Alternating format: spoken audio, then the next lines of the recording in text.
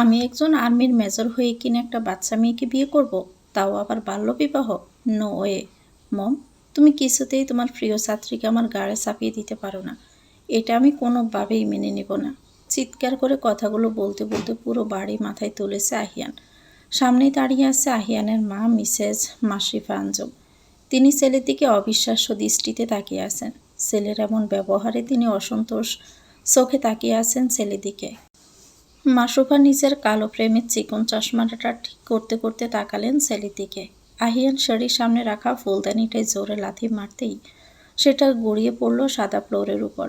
সেই শব্দে অদূরে দরজার আড়ালে দাঁড়িয়ে থাকা মেয়েটা ভয়ে কেঁপে উঠল। রোদেলা ভয়ে থমথম খেয়ে আরও দরজার আড়ালে চলে গেল।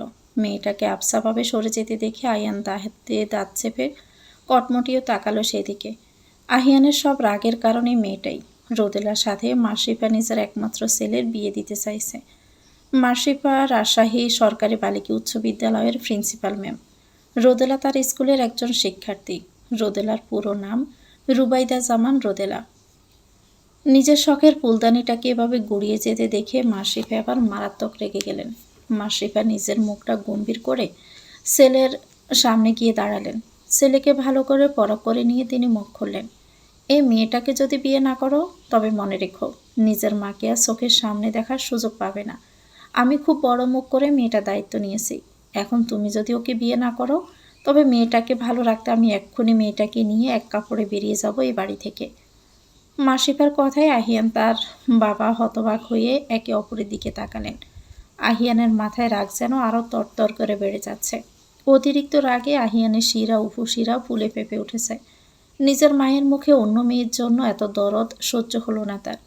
আহিয়ান তার মায়ের দিকে না তাকিয়ে অন্যদিকে চোখ ঘুরিয়ে মুখ খুলল। ও, এখন তাহলে এই মেয়েটা তোমার কাছে আমাদের 3 ভাই বোন আর ড্যাডের থেকেও আপন হয়ে গিয়েছে? তুমি তোমার একটা সামান্য স্টুডেন্টের জন্য নিজের বাড়ি ঘর ছেড়ে যেতে চাইছো মম? How strange. মাশরিফা আবার রোদেলার ঘরের দিকে যেতে বললেন। হ্যাঁ চাইছি, এবং আমার কথা তোমরা না শুনলে আমি চলেও যাব। আহিয়ানের বাবা জাবির আহমেদ চুপচাপ নিজের স্ত্রী আর ছেলের বাগবিতণ্ডা শুনছিলেন। এই পর্যায়ে নিজের স্ত্রীর রণমূর্তি ধারণ করতে দেখে তিনি ভড়কে গেলেন। মাশরিফা কখনোই এত রাগ দেখায় না পরিবারের কারো সাথে, তবে আজ যেন সব কিছুর ব্যতিক্রম ঘটছে। মাশরিফার আচরণে তিনি রীতিমতো চিন্তায় পড়ে যাচ্ছে।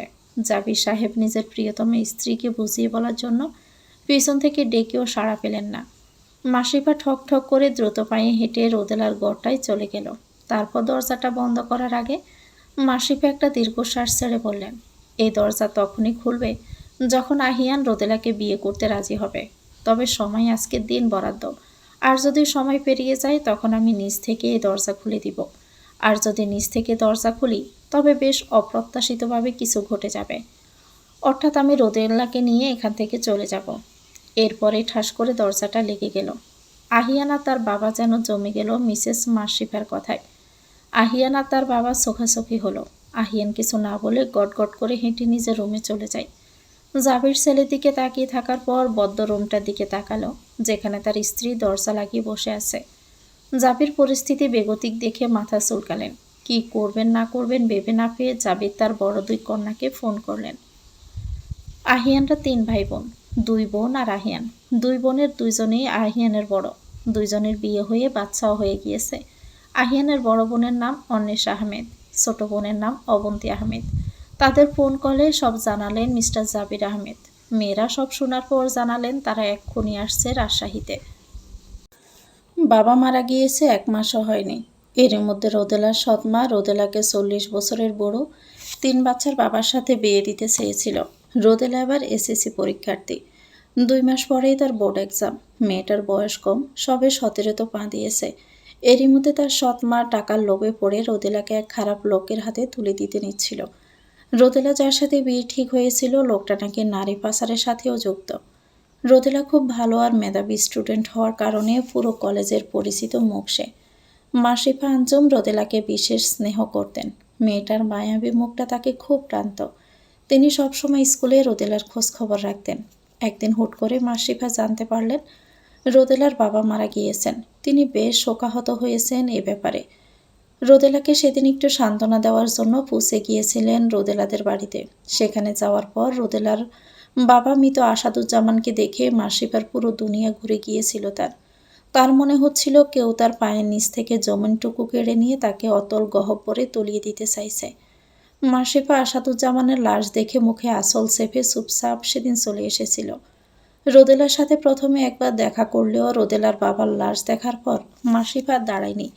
সেদিন মেয়েটাকে বুকে নিয়ে একটু সান্ত্বনা দিয়েও আসা হয়নি তার। রোদেলার বাবা মারা যাওয়ার অনেক দিন পর রোদেলা স্কুলে এসেছিল। সেদিন মিসেস মাসিফা আঞ্জুম ক্লাস পরিদর্শনে যায়। রোদা জীর্ণশীর্ণ ক্লান্তিতে ডুবে থাকা মুখটা দেখে আঁতকে উঠেছিলেন। 15 দিনে মেয়েটার শরীরের অর্ধেক মাংস যেন কমে গিয়েছে। মাসিফা আঞ্জুম বিষয়টা উপলক্ষে করার চেষ্টা করেও সেদিন আর উপেক্ষা করতে পারেনি। একটা দীর্ঘশ্বাস ছেড়ে মাসিফা এগিয়ে গিয়েছিলেন রোদেলার কাছে। রোদের কাছে এসে দাঁড়াতে রোদেলার গায়ের কালশিটে দাগগুলো তার চোখে বিঁধল। তিনি আর নিজেকে ধরে রাখতে পারেননি। কৌতূহলবশত রোদেলাকে জিজ্ঞেস করেছিলেন, তোমার শরীরে কিসের দাগ আম্মু? রোদেলা প্রশ্নটা শুনে জীর্ণশীর্ণ সোয়ালে চেপে হাসার চেষ্টা করল। কোমল কণ্ঠে মাসিফার দিকে তাকিয়ে বলেছিল, মা মারা যাওয়ার পর বাবা আমাদের দেখাশোনার জন্য নতুন মা নিয়ে আসলো একটা। তারপর একদিন বাবাও বিদায় নিল। এখন আমি আমার গায়ে ভাগ্যের নির্মম পরিহাসের সাক্ষী নিয়ে ঘুরছি ম্যাম। রোদেলার কথাগুলো সেদিন এত করুণ লেগেছিল যে ক্লাসে উপস্থিত সবারই চোখ দিয়ে সেদিন অশ্রু গড়িয়েছিল। যারা রোদেলাকে ছোট করে তুচ্ছ তাচ্ছিল্য করত তারাও সেদিন রোদেলার দুঃখে পড়ছিল। মাসিফা সেদিন আড়ালে গিয়ে কয়বার যে চোখের পানি মুছেছে তা বলে শেষ করা যাবে না। তারপর হুট করে আবার রোদেলার স্কুলে আসা বন্ধ হয়ে যায়। এভাবেই কেটে গিয়েছিল প্রায় 10 দিন। একদিন রোদেলার বান্ধবী হাঁপাতে হাঁপাতে দৌড়ে পৌঁছায় প্রিন্সিপাল ম্যামের কক্ষে। মেয়েটা অনুমতি চেয়ে দৌড়ে ভিতরে ঢুকে তারপর মাসিফাকে জানিয়েছে রোদেলার সৎ মা রোদেলাকে 40 বছরের এক বুড়োর সাথে বিয়ে দিচ্ছে, তাও আবার লোকটা নাকি নারী পাচারের সাথে যুক্ত। মাসিফা আঞ্জুম কথাটা শুনে চুপ করে আর বসে থাকতে পারেননি। ছুটে গিয়েছিল পুলিশ আর স্কুল কমিটির সভাপতি সাহেবকে নিয়ে। রোদেলা তখন বিয়ের আসরে বসে চিৎকার করে কেঁদে কেঁদে বলছিল, মা আমার এই সর্বনাশটা করো না মা। আমি যদি তোমার বোঝা হয়ে থাকি তবে আমি আজই এ বাড়ি ছেড়ে চলে যাব। তবু এই লোকটার সাথে আমাকে বিয়ে দিয়ে আমার এত বড় সর্বনাশ করো না মা। কিন্তু রোদেলার সৎমা তাহমিনা বেগম নিজের লোভ চরিতার্থ করতে মেয়েটাকে বিলিয়ে দিতে চাইছিল। রোদেলার ছোট সৎ ভাই বোন দুটো রোদেলার জন্য কেঁদে বাসাচ্ছিল, কিন্তু মায়ের ধমকে আর ভয়ে বোনের কাছে তারা ঘেঁষতেই পারছিল না। মাসিফা পুলিশ আর লোকদের নিয়ে সেখানে পৌঁছালে আসলাম নামের পাচারকারী মেয়েদের দালালটা বেঁকে গিয়েছিল। রোদেলাকে বিয়ে করার শর্তে তাহমিনাকে 2 লাখ টাকা দেওয়ার কথা ছিল আসলামের। নিজের এত বড় ক্ষতি হতে দেখে তাহমিনা সেদিন ডাইনির মতো রোদেলাকে দূরে সবার সামনে মারতে গিয়েছিল। মাসিফা রোদেলাকে সেদিন নিজের বুকের ভিতর লুকিয়ে রেখেছিল। পুলিশরা আর স্কুল কমিটির সভাপতিরা তাহমিনাকে ভয়ভীতি দেখিয়ে রুখে দিয়েছিল। বিয়ে ভাঙার পর রোদেলা থাকা খাওয়ার দায়িত্ব নিতে নাকচ করে দেয় তাহমিনা। মাসিফা কোনো উপায় না পেয়ে বলেছিল সে রোদেলার দায়িত্ব নেবে, আজীবন রোদেলাকে নিজের মেয়ে বানিয়ে সে রাখবে। কিন্তু তাদের বাদশাদে সমাজের লোকেরা সবাই বলল, আপনার ঘরে জোয়ান ছেলে আছে, ছেলেটা যদিও ভদ্র, শুনেছি আর্মিতে আছে, আপনাদের সাথে থাকে কম, তবুও তো একসময় নিজেদের বাড়িতে ফিরবেই নাকি? এরকম জোয়ান মেয়ে ছেলেকে একই সাথে নিচে তো আর ভাই বোনের দোহাই দিয়ে রাখা যায় না। সমাজ খারাপ বলবে, তখন দেখা যাবে মেয়েটার ভালো করতে গিয়ে আরও খারাপ হবে আপা। মাসিফার কাছে কথাটা প্রথমে উদ্ভুট লাগলেও 5 দিক বিবেচনা করে তিনি বুঝেছেন এরা ভুল কিছু বলছে না, কিন্তু তাই বলে মেয়েটাকে তো আর একা ছেড়ে দিতে পারবে না সে। তাই তিনি সবার সামনে জোর গলায় বলে এসেছেন, যেভাবে এই মেয়েকে আমি আমার ঘরে রাখলে সমাজ আঙ্গুল তুলবে না, আমি সেই ব্যবস্থাই করব। আমি ওকে আমার একমাত্র ছেলের সাথে বিয়ে দিব। রোদেলা তার ম্যামের আড়ালে দাঁড়িয়েছিল। মাসিফার কথা শুনে সে চমকে গিয়েছিল। তার ম্যামের দিকে তাকায়, তার ছোট মাথায় ঢুকছিল না ম্যাম তার জন্য এত কিছু কেন করছে। মাসিফা রোদেলাকে নিয়ে বাসায় ফিরেই ছেলেকে রাজশাহী সেনানিবাস থেকে জরুরি তলব করে আনিয়েছে বাড়িতে। মাসিফা তার স্বামী জাবের আহমেদকে জানালে অবশ্য প্রথমে অমত করেছিলেন তিনি, কিন্তু বউয়ের পরে মন ভাঙতে পারবেন না বলে ছেলের উপরেই ছেড়ে দিয়েছেন সবটা। আহিয়ান বাসায় ফিরে মায়ের মুখ থেকে বিয়ের কথা শুনে রাগে ভাঙচুরা চিৎকার করে বাড়ি মাথায় তুলেছিল। মাসিফা রোদেলাকে দেওয়া ছোট্ট রুমটায় রোদেলা খাটের উপর বসে আগের ঘটনাগুলো নিয়ে ভাবছিল এতক্ষণ। রোদেলা মাসিফার দিকে তাকিয়ে আছে অনেকক্ষণ যাবৎ। মাসিফা মেয়েটাকে ডাক দিল আবার নিজের কাছে। রোদেলা মাসিফার সামনে আসতেই তিনি রোদেলাকে ধমক দিয়ে বলল, এভাবে অল্পতেই ভয় পেয়ে চলবে মেয়ে? আমার ছেলের এইটুকু গর্জনেই ভয় পেয়ে গেলে ওর সাথে সংসার করবে কি করে? শক্ত হও, বুঝেছ? ও যদি সিংহ হয় তবে তুমিও সিংহী হয়ে দেখিয়ে দিবে, বুঝতে পেরেছ? রোদেলা আসলে এখনও ঘোরের মাঝে আছে। ওই রাগী গম্ভীর পুরুষটার দৃষ্টি এখনও তার মনে আছে। ছেলেটার দৃষ্টি তাকে এখনও ভিতর থেকে নাড়িয়ে দিচ্ছে। আর তার ম্যাম কিনা বলছে লোকটাকে সিংহী হয়ে দেখাতে। রোদেলা মনের কথাগুলো মনে চেপে আমতা আমতা করে বলল, ম্যাম, আমার মনে হয় উনি খুব রাগী। আমাকে দেখলে তার রাগ আরও বেড়ে যায়। আমাদের বিয়ে দেওয়াটা কি খুব জরুরি? আমি না হয় হোস্টেলে চলে যাই। মাসিফা এবার চোখ ছোট ছোট করে তাকালেন রোদেলার দিকে। রোদেলা লজ্জা পেয়ে মাথা নুইয়ে নিল। মাসিফা আলতো চোখে রোদেলাকে দেখে নিয়ে বলল, পাকা পাকা কথা বলতে হবে না। আমি যা বলেছি ভেবেই বলেছি। এখন বাকিটা আল্লাহ ভালো জানেন। মাসিফার মুখ দিয়ে একটা দীর্ঘশ্বাস বেরিয়ে এলো। রোদেলা অপলক চোখে তার মেমের সুন্দর মুখশ্রীর দিকে তাকিয়ে রইল। এই মুখটাই কেন যেন সে অনেক মায়া খুঁজে পায়। জাবির আহমেদ সরকারি মহিলা কলেজে রাজশাহীর প্রিন্সিপালের দায়িত্বে আছেন। মাসিফা রোদেলাকে নিয়ে বাসায় ফেরার পর তাকে ফোন করে বাড়িতে এনেছিল। কাজের মেয়ে লতিফা চা করে দিয়ে গিয়েছে জাবির সাহেবকে। জাবির লিভিং রুমে বসে আপাতত চা খাচ্ছে। দুই মা ছেলে দুই রুমে ঢুকে দরজা লাগিয়ে বসে আছে। এদের রাগ কখন পড়ে কে জানে। তার উপর তার গুণদোষ ছেলে বিয়ে করবে কিনা এটাও সন্দেহ আছে। জাবির চায়ের কাপে চুমুক দিচ্ছিলেন, তখনই দেখলেন আহিয়ান বড় সুটকেস নিয়ে সিঁড়ি দিয়ে নেমে আসছে। আহিয়ান সুটকেস হাতে লিভিং রুমের দিকে আসতে জাবির সাহেব এবার গম্ভীর গলায় মুখ খুললেন। কোথায় যাওয়া হচ্ছে? তুমি শুনুনি তোমার মম কি বলেছে? তুমি যদি চলে যাও তবে ভাবতে পারছো সে কি কাণ্ডটা ঘটাবে? আহিয়ান তার বাবার কথায় থেমে গেল। হাতে সুটকেসটা দাঁড় করিয়ে রেখে বাবার দিকে পূর্ণ দৃষ্টিতে তাকিয়ে বলল, প্লিজ ড্যাড, এবার তুমি আবার শুরু করে দিও না। জানো কত ঝামেলার মধ্যে আমি থাকি। তার উপর বাড়িতে ডেকে এনে অজানা একটা মেয়েকে মম বলছে বিয়ে করে নিতে। তার উপর মেয়ের বয়স এখনও 18ই হয়নি। বাল্যবিবাহ করে নিলে আমার ক্যারিয়ারে কতটা ইমপ্যাক্ট ফেলবে এই বিষয়টা তোমরা কেউ ভাবতে পারছো না? নাকি পরের মেয়ের জন্য আমার চেয়েও বেশি মায়া জন্মেছে? তাছাড়া এতই যখন মায়া, ওই মেয়েকে আশ্রিতা হিসাবে বাড়িতে রেখে দিলেই তো হয়। আমাকে এসবে না জড়ালেই তো ভালো হয়। এখন আসি, বাড়িতে কবে ফিরি বলতে পারছি না। আহিয়ান তার বাবাকে আর কিছু বলার সুযোগ না দিয়ে লম্বা লম্বা পা ফেলে দ্রুত বেরিয়ে গেল। আহিয়ান চলে যাওয়ার খবর শুনে মাসিফার ব্লাড প্রেশার বেড়ে গিয়েছে। আহিয়ানকে তার মায়ের অসুস্থতার খবর শুনে মাঝপথ থেকে বাড়ি ফিরে আসতে হলো।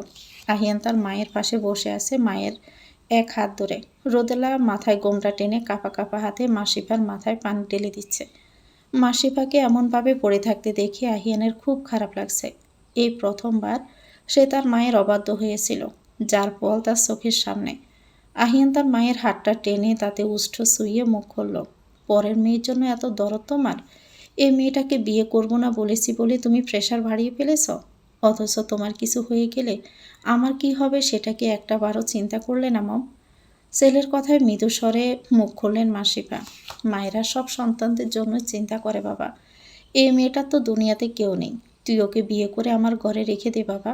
আমি তোর কাছে আর কিছুই চাইব না। আহিয়ান তার মায়ের কথায় অবিশ্বাস্য দৃষ্টিতে অথচ করুণভাবে কিছুক্ষণ তাকিয়ে রইল তার মায়ের দিকে। তারপর আহিয়ান দৃষ্টি ঘুরিয়ে রোদেলার দিকে তাকাতেই দুইজনা চোখাচোখি হলো। আহিয়ানের গম্ভীর চোখের চাহনিতে রোদেলা নিজেকে মুহূর্তে গুটিয়ে নিল। আহিয়ান তীর্যক দৃষ্টিতে সেটা দেখে বিরক্তিতে চোখ মুখ কুঁচকে নিল। আহিয়ান নিজের হাতটা মুঠো করে ধরে ঠাস করে উঠে দাঁড়ালো। তারপর রুম থেকে বেরিয়ে যেতে বলল, তোমার কথাই মেনে নিলাম মম। আমার হাতে সময় কম, তাই যা করার দ্রুত ব্যবস্থা করো। আহিয়ান বেরিয়ে গেলেও তার পিছনে রেখে গেল 3 জোড়া অবিশ্বাস্য চোখের দৃষ্টি। জাবির মাত্রই রুমে ফিরেছিলেন স্ত্রীর জন্য ওষুধ নিয়ে। রুমের দরজা পেরিয়ে ভিতরে আসতেই তিনি ছেলের কথা শুনতে পেয়েছিলেন। মাসিফা নিজের মাথা চেপে ধরে মুহূর্তে উঠে পড়লেন। এটা দেখে আরও বিস্মিত হলো রোদেলা জাবির। জাবির অবিশ্বাস্য দৃষ্টিতে মাসিফার দিকে তাকিয়ে বলল, নাটক তো ভালোই পারো, তবে সিনেমা করছো না কেন? মাসিফা স্বামীর কথায় স্বামীর দিকে তাকিয়ে চোখ রাঙানি দিলেন। বউয়ের চোখ রাঙানি দেখে জাবির হেসে লুটোপুটি খেল। রোদেলা লজ্জা পেয়ে আমতা আমতা করে দ্রুত কেটে পড়ল। তার বুকের ভিতরটা অদ্ভুতভাবে কাঁপছে। রোদেলা দৌড়ে নিচে চলে যাচ্ছিল, তখনই কারো শক্ত বলিষ্ঠ বুকের সাথে ধাক্কা খেয়ে পড়ে যেতে নিচ্ছিল। রোদেলা তার সামনে থাকা লোকটার কলার চেপে নিজেকে পড়ে যাওয়া থেকে বাঁচিয়েছে কোনো মতে। তারপর কলারের মালিকের দিকে তাকাতেই রোদেলা বইয়ে জমে গেল। আহিয়ান কটমটে দৃষ্টিতে তাকিয়ে আছে। তাকে দেখে বোঝা যাচ্ছে সে ভীষণ বিরক্ত হয়েছে রোদেলার এসব কর্মকাণ্ডে। রোদেলা দ্রুত আহিয়ানের কলার থেকে নিজের সিকসিক লম্বা আঙ্গুলগুলো সরিয়ে নিল। রোদেলা চিটকে দূরে সরে গিয়ে দাঁড়িয়ে পড়ল। তারপর সিঁড়ির দিকে তাকিয়ে মিনমিনি সরে বলল, সরি, আসলে। আর বলতে পারল না। তার আগে অপর পক্ষ থেকে পুরুষালী গম্ভীর গলায় একটা শব্দ ভেসে এলো, রিডিকিউলাস। কথাটা বলে আহিয়ান রোদেলাকে পাশ কাটিয়ে উপরে চলে গেল। তবে রেখে গেল এক করুণ মুখে দাঁড়িয়ে থাকা এক কিশোরীকে, যে নিজের ভুল খুঁজতে ব্যস্ত নিজের মাঝেই। আহিয়ানের পুরো নাম আহিয়ান আহমেদ অব্র। আহিয়ান আহমেদ অব্র এ পুরো নামের অর্থ দাঁড়ায় আল্লাহর দান, অত্যন্ত প্রশংসনীয় এবং নির্মল বা আকাশের মতো পবিত্র। আহিয়ান তার নামের মতোই প্রশংসনীয় ব্যক্তিত্বের অধিকারী। আহিয়ানের বয়স ৩২ বছর। বলিষ্ঠ সুঠাম দেহের অধিকারী একজন আর্মির মেজর। নিয়মিত শারীরিক প্রশিক্ষণের কারণে তার শরীর অনেক শক্তপোক্ত ও ফিট। উচ্চতায় সে ৬ ফুট। তার হাঁটা চলায় সর্বদা এক দৃঢ়তা ও আত্মবিশ্বাস দেখা যায়। সর্বদাই তার চেহারায় গম্ভীর ভাব, চোখে সতর্ক মিশ্রিত চাহনি লেপ্টে থাকে। আহিয়ানকে ফরমালে যতটা সুন্দর লাগে, তার চাইতে ইউনিফর্মে আরও স্মার্ট ও শৃঙ্খলাবদ্ধ লাগে। আহিয়ানের গায়ের রংটা অলিভ কালার। অলিভ কালার গায়ের রং বলতে সাধারণত বোঝায় হালকা বাদামি বা গমের রঙের সাথে একটু সবুজাভ আন্ডারটোন মিশ্রিত ত্বক। এটা একদম ফর্সা না, আবার খুব কালোও না, মাঝামাঝি ধরনের। সূর্যের আলোতে আসলে আহিয়ানের ত্বকে উষ্ণতা ছড়িয়ে পড়ে, কখনো কখনো খেলা করে সোনালি আভা। এই ধরনের ত্বকে অনেক রঙের পোশাকের সাথে ভালো মানিয়ে যায়। আহিয়ানের চুলগুলো আর্মি কাট করে ছোট করে রাখা। তার চলাফেরায় জানান দেয় সে যেন পুরো দম্মর এক গম্ভীর হ্যান্ডসাম আর্মি ম্যান। আহিয়ান ২০ বছর বয়সে বাংলাদেশ সেনাবাহিনীতে প্রথমে সেকেন্ড লেফটেন্যান্ট হিসাবে যোগ দিয়েছিল। এরপর কয়েক ধাপ পদোন্নতি পেয়ে ৩০ বছর বয়সে এসে সে মেজর হয়েছে। মেজর হিসেবে সে দায়িত্ব পালন করছে প্রায় ৩ বছর হতে চলল। এত বছর আর্মিতে নিষ্ঠার সাথে কাজ করতে করতে সে নিজেকে আর্মির রুলস আর রেগুলেশনে পুরোপুরি বেঁধেই ফেলেছে। বিকেল গড়িয়ে সন্ধ্যা নেমে এলো ধরণীতে। মাগরিবের নামাজের পর কাজী সাহেবকে সঙ্গে করে নিয়ে ফিরলেন আহিয়ানের বাবা। পাড়ার কিছু গণ্যমান্য লোক আর স্কুল কমিটির সভাপতিও এসেছে বিয়ের সাক্ষী হয়ে। মাসিপা নিজের বিয়ের লাল টুকটুকে শাড়িটা পরিয়ে দিয়েছে রোদেলাকে। কোনো সাজগোজ ছাড়াই মেয়েটাকে দেখতে ছোট লাল পরি লাগছে। মাসিপা রোদেলাকে দেখে মাশাল্লাহ বলে নজর কেটে দিলেন। বাহিরে পুরুষরা থাকায় মাসিপা রোদেলাকে সাজিয়ে রোদেলাকে নিয়েই রুমে বসে রইলেন। এখানেই কাজী সাহেব এসে বিয়ে পড়াবেন। আহিয়ানের বাবা কয়েকবার ডাক দেওয়ার পর গা ছাড়াভাবে নিচে নেমে এলো লিভিং রুমে। পরনে তার দুপুরের পরে থাকা পোশাকগুলোই। আহিয়ান এসেই একটা সোফায় গা এলিয়ে বসে পড়ল। তাকে দেখে বোঝা যাচ্ছে বিয়ে নামক বিষয়টা তার বিন্দু পরিমাণ কোনো আগ্রহ নেই। অবশেষে সকল জল্পনা কল্পনার পর বিয়ে নামক পবিত্র বন্ধনে বাধা পড়ল আহিয়ান আর রোদেলা। সবাই আলহামদুলিল্লাহ বলে দোয়া করলেন। দোয়া পড়া শেষ হতে আহিয়ান দ্রুত পায়ে হেঁটে নিজের রুমে চলে গেল। আর্মি সেনানিবাস থেকে তার কল এসেছে। তাকে আজকেই ফিরে যেতে হবে সেখানে। ভোরের আলো এখনও ঠিকমতো ফোটেনি। চারপাশটা এক ধরনের ধূসর নীরবতায় চেয়ে আছে, যেন সব কিছু এক বিধ্বস্ততার অপেক্ষায় অপেক্ষামান। স্থান রাজশাহীর গোমদাগাড়ি উপজেলার পাকড়ি ইউনিয়ন এলাকার পদ্মা নদীর পাড় ঘেঁষে দাঁড়িয়ে থাকা একটি চরাঞ্চল, যার নাম চল পাকড়ি। এটি মূলত নদীর ধারে চর বা নিম্নভূমি এলাকা, যেখানে মৌসুমি চর তৈরি হয়েছে।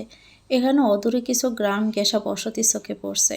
রাজশাহী শহর থেকে এখানে দূরত্ব আনুমানিক প্রায় ৪০-৫০ কিলোমিটার হবে। কিছুক্ষণ আগে পদ্মা নদীর পাড় ঘেঁষে চর পাকড়ির চরাঞ্চলের দিকে একটি মালবাহী ট্রলার এসে থেমেছে। ট্রলারে করে সীমান্তবর্তী এলাকা দিয়ে বস্তা বস্তায় ভারত থেকে অবৈধ মালামাল বাংলাদেশের সীমানায় ঢুকছে। ট্রলারে করে আনা বস্তাগুলোর ভিতরে আছে অবৈধ মাদক দ্রব্য ও নেশা জাতীয় দ্রব্য এবং হাজারো ভারী চোরাই স্বর্ণ। ১৫-২০ জন লোক তাড়াতাড়ি ট্রলার থেকে মাল নামিয়ে ট্রাকে তুলছে। হঠাৎ কাছে কোথাও শব্দ হতেই রবি নামের লোকটা থেমে গেল। রবি চারপাশে সতর্ক দৃষ্টি বুলিয়ে নিয়ে তার কাঁধে ঝোলানো ব্যাগটা একটু শক্ত করে চেপে ধরল। পাশে দাঁড়িয়ে থাকা গুন্ডা গোছের একটা লোক, নাম তালেব আলী, সে নিচু গলায় বলল, সতর্ক থাক, সামনে হারামির দলেরা থাকতে পারে। তলবের কথায় রবি ভয়ে ডোক গিলে চারপাশে সতর্ক দৃষ্টি আবারও চোখ বুলিয়ে নিল।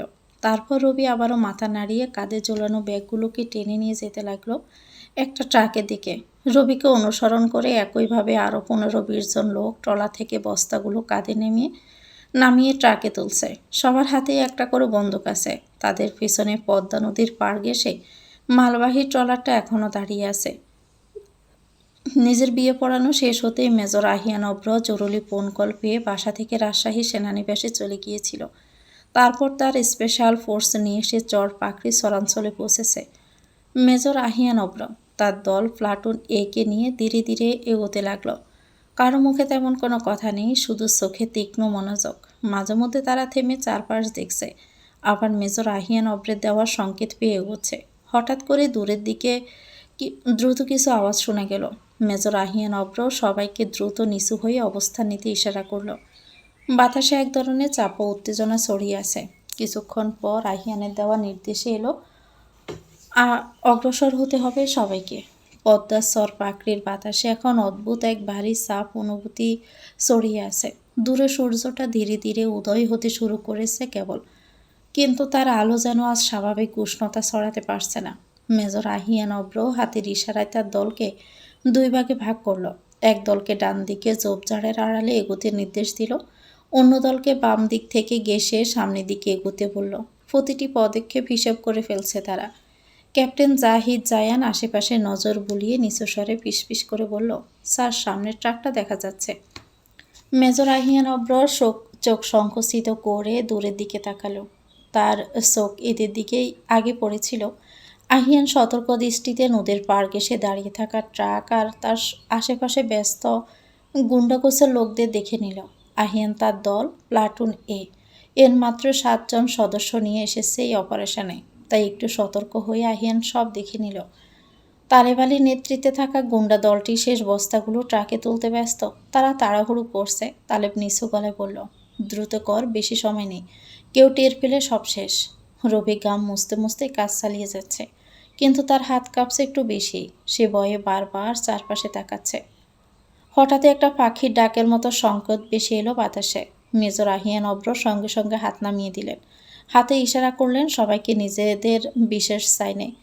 পরের মুহূর্তেই চারদিক থেকে নীরবতা ভেঙে দ্রুত অগ্রসর হতে শুরু করলো আহিয়ানের নেতৃত্বে থাকা প্লাটুন এই দলটি।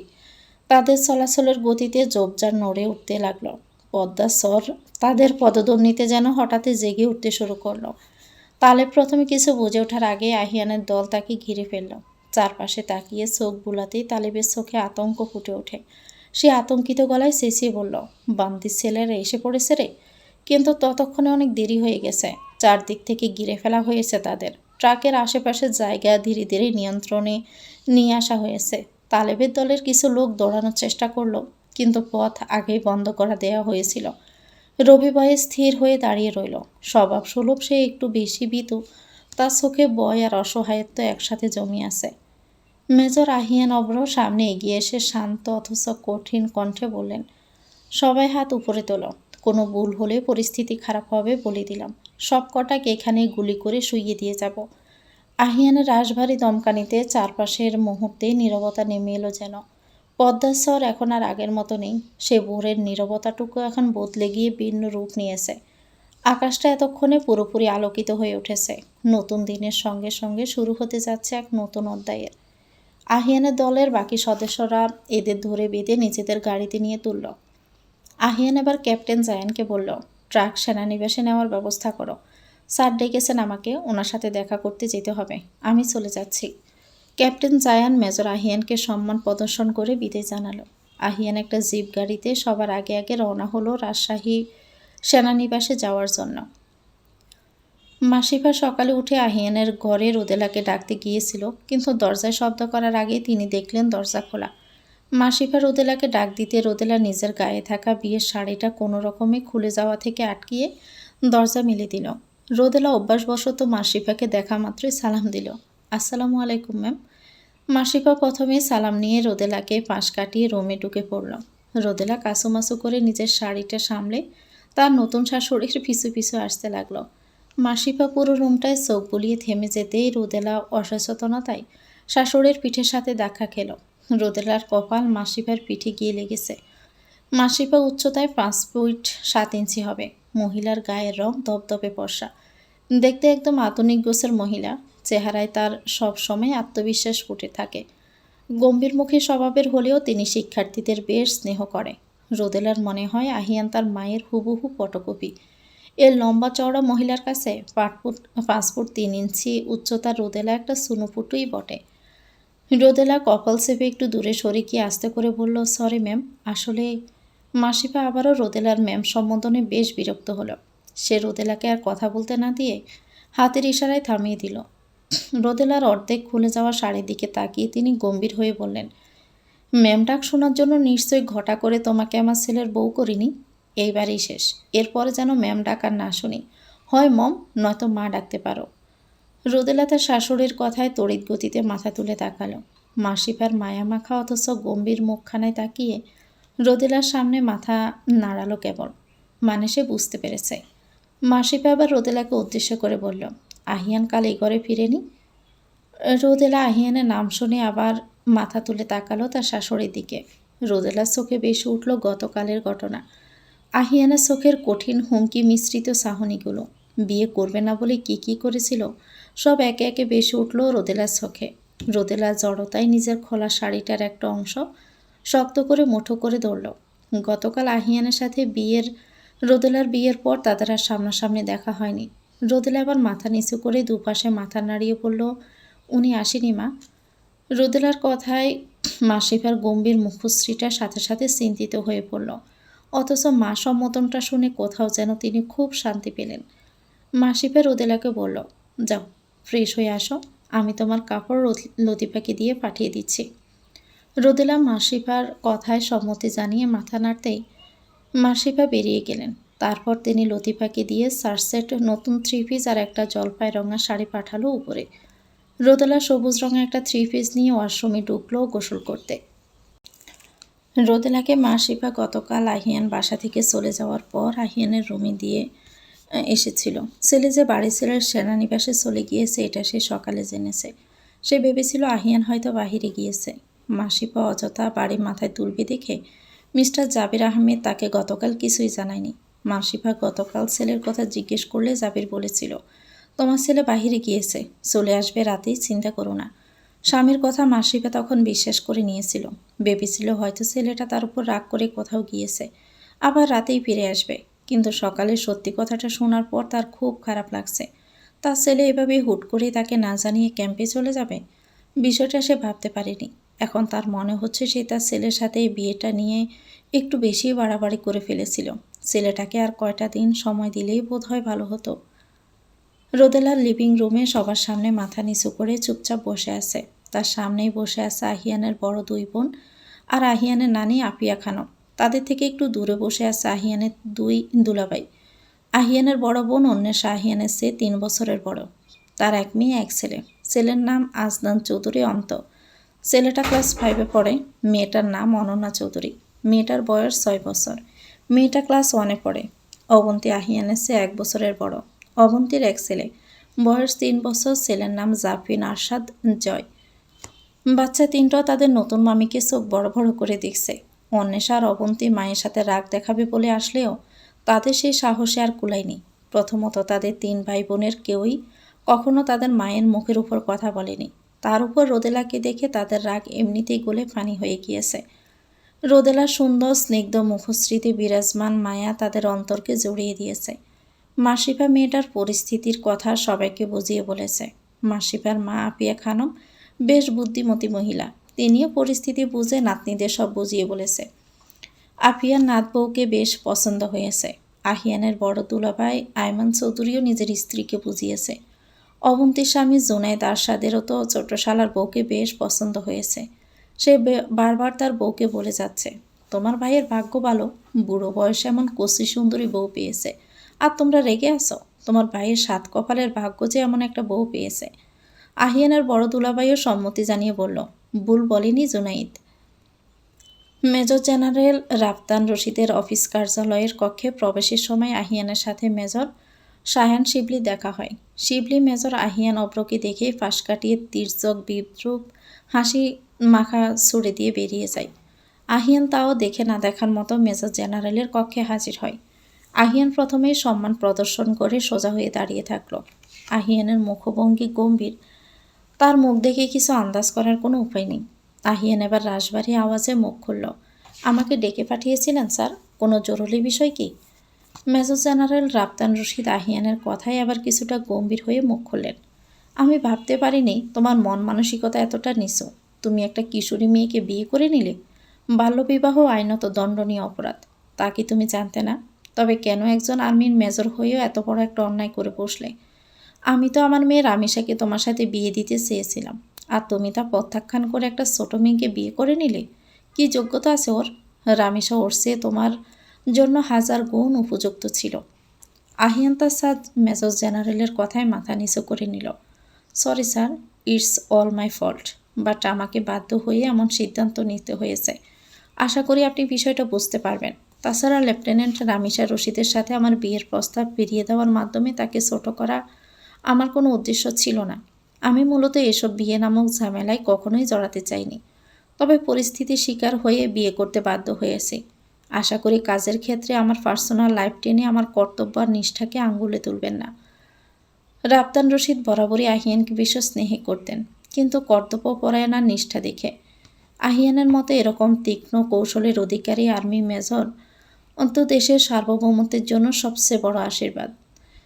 রাপ্তান চেয়েছিল আহিয়ানকে নিজের মেয়ের সাথে বিয়ে দিয়ে জামাতা বানাতে, তবে আহিয়ান বিয়ে নামক বিষয়টার উপর বিতৃষ্ণা থেকে প্রস্তাব ফিরিয়ে দিয়েছিল।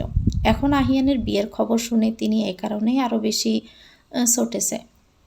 মেজর শায়ান শিবলি মেজর আহিয়ান অব্রকে সবসময় নিজের প্রতিদ্বন্দ্বী ভেবে এসেছে, তবে আহিয়ান সর্বদাই প্রমাণ করে এসেছে আহিয়ান তার সাথে কয়েক ধাপ এগিয়ে। তার তীক্ষ্ণ বুদ্ধি আর কৌশলের কাছে শায়ান শিবলি যেন ছোট বাচ্চা। এই প্রতিদ্বন্দ্বিতার রেস এখন থেকে শুরু হয়নি, কলেজ সময় থেকে শুরু হয়েছিল। ভাবতেও অবাক লাগে এই দুজনের একসময় গলায় গলায় বন্ধুত্ব ছিল। তাছাড়া তাদের মধ্যে রক্তের সম্পর্ক বিদ্যমান। শায়ান শিবলির বাবা আহিয়ানের বাবার আপন বড় ভাই। এক সময়কার গলায় গলায় থাকা বন্ধুত্বটা বর্তমানে বিষে ভরায় শত্রুতা রূপ নিয়েছে। সেই শত্রুতার রেশ থেকে শিবলি মেজর জেনারেলের কানে আহিয়ানের বিয়ের খবরটি তুলে দিয়ে গিয়েছে। আর কেউ না জানো কীভাবে যেন শিবলি আহিয়ানের সব খবর আগে আগেই জেনে যায়, আর তা দিয়ে আহিয়ানের অনিষ্ট করতে সবসময় তৎপর থাকে। মেজর জেনারেল এবার রাশভারী স্বরে রাগের পারদে ডুবে এক কঠিন বাণী আওড়ালেন। বাল্যবিবাহ করার অপরাধে তোমাকে চাকরি থেকে 6 মাসের জন্য সাসপেন্ড করা হচ্ছে। মেজর আহিয়ান অব্র উক্ত কথাটি শোনার জন্য মোটেও প্রস্তুত ছিল না। তার আশা ছিল আর যাই হোক স্যার তার জন্য এমনটা করবেন না। অতিরিক্ত রাগে আহিয়ানের চোখ লাল বর্ণ ধারণ করেছে। হাতে শিরা উপশিরা ফুলে ফেঁপে উঠে ডাবল আকার ধারণ করেছে। আহিয়ান নিজের রাগ কন্ট্রোল করতে হাত মুষ্টিবদ্ধ করে নিল। তারপর কোনো দিকে না তাকিয়ে দপদপ পায়ে বেরিয়ে গেল মেজর জেনারেলের অফিস কার্যালয় থেকে। পিছনে রেখে গেল এক অবিশ্বাস্য চোখে দৃষ্টিকে। সেই সাথে রেখে গিয়েছে তপ্ত এক সত্তাকে, যে আহিয়ানের সাসপেন্ড হওয়ার খবর শুনে সবচেয়ে বেশি খুশি হয়েছে। আহিয়ান বাহিরে বেরিয়ে নিজের জিপ গাড়িতে উঠে বসল। পিছনে তার দলের সবাই তাকে কত ডাকাডাকি করল তাও সে কানেও তুলল না।